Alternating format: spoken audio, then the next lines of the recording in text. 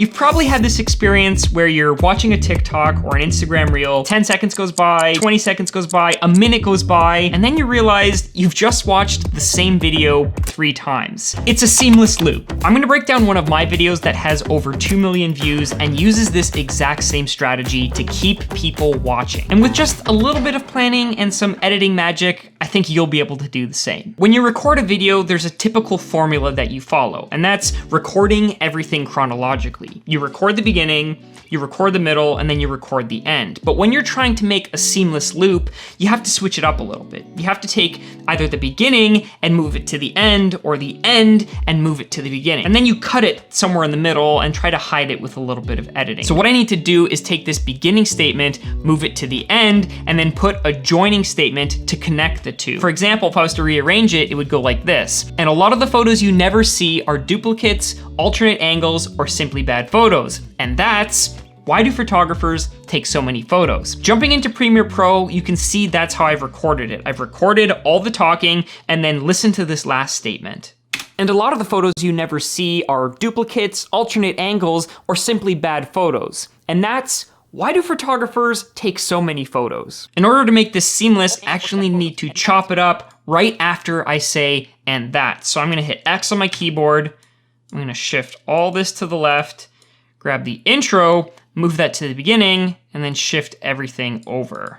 And then what you wanna do is you wanna cut out all this extra fluff in between. Why do photographers take so many photos? When a photographer, you can see it kind of like jumps into the next one to cut out all that void space. Next, we need to add music, but we can't just add any music. Like if we were to go into Instagram Reels or to TikTok and just grab the most popular trending audio and drop it on, the problem is that when our reel or our TikTok ends, the audio isn't gonna loop. It's just gonna be a hard cut, and then it's gonna be really obvious that we kind of faked the loop. So instead, I get all of my music from Artlist, and that gives me a few advantages. One, I can get music that is just instrumental, meaning there are no vocals and I can loop it a lot easier. I can also control the volume inside of Premiere Pro so that it's not too loud or not too quiet, so I still have the music, but it's not overpowering my voice. Because we all know that audio is way more important than video. Like if you can't hear what the person's saying, then the video is kind of pointless. Now, I'm super stoked about this because Artlist is actually our sponsor for today. So to help you follow along and find music that fits your vibe and your content creation style, I've actually got a link in the description below that if you sign up, you will get 2 months free of Artlist. I've actually stopped using trending audios completely on my TikTok, and I pretty much use just Artlist music. So much so that I actually built a playlist of some of my favorites. And if you want to check that out,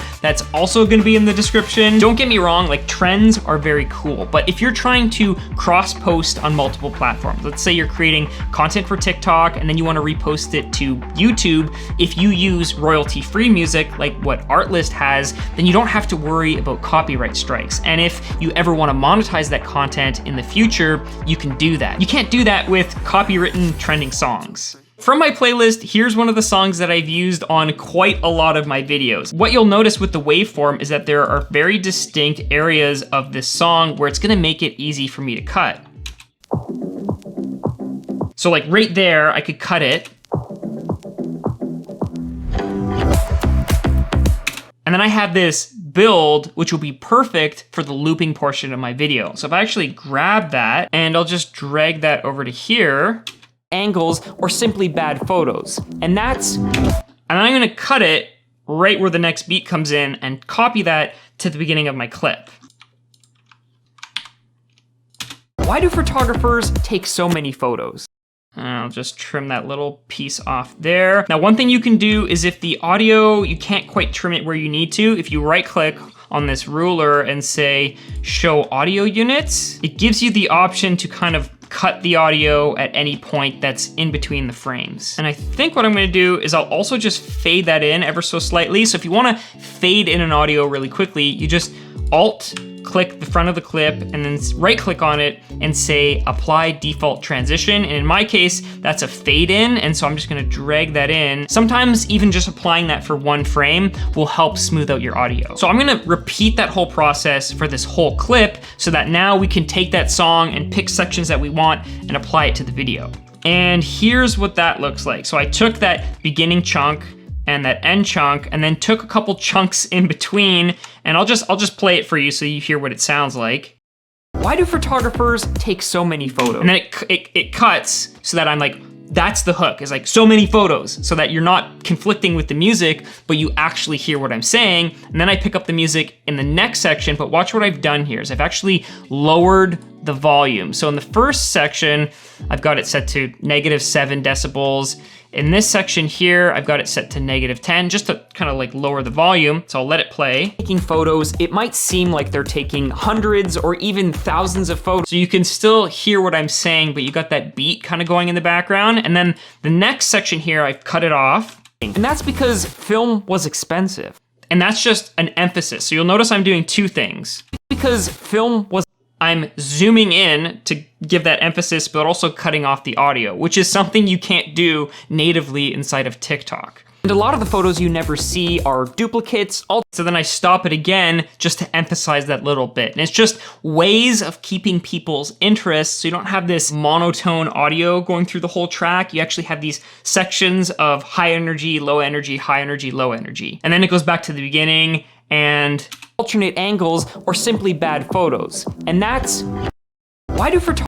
So you have that little crescendo there that's building a moment of anticipation or of interest, or what people like to call the hook, because the hook can be more than just a statement. It can be more than just a question. It can also be an auditory thing that you're hearing as the visuals and as the text are coming up on the screen. Here's the completed video. You can see I've added quite a bit of text. Each of these little pieces of text is its own layer, and then I've got all these photos with some sound effects. So I'll just play this whole thing for you and you can pretty much see what's going on. Why do photographers take so many photos? When a photographer is taking photos, it might seem like they're taking hundreds or even thousands of photos, but in reality, you only ever get to see a very small handful of those photos. When photographers used to shoot with film cameras, they were a lot more careful with the photos that they were taking, and that's because film was expensive. Today, with the luxury of digital cameras, we have the option of shooting 20 or even 40 photos every second with the hopes of getting that perfect shot. And a lot of the photos you never see are duplicates, alternate angles, or simply bad photos. And that's why do photographers. If you're still not sure how to create a seamlessly looped video, I've compiled a list of hooks and example videos of mine that you can use for inspiration. So go ahead and download that in the description below, and check out the 2 months free of Artlist, because you never know. You never know. And if you still need a bit more information on how to create your first reel from start to finish inside of Premiere Pro, you can check out this video here that will walk you through the entire process. And until the next one, peace. Ooh, my camera's overheating. Oh, my dinner.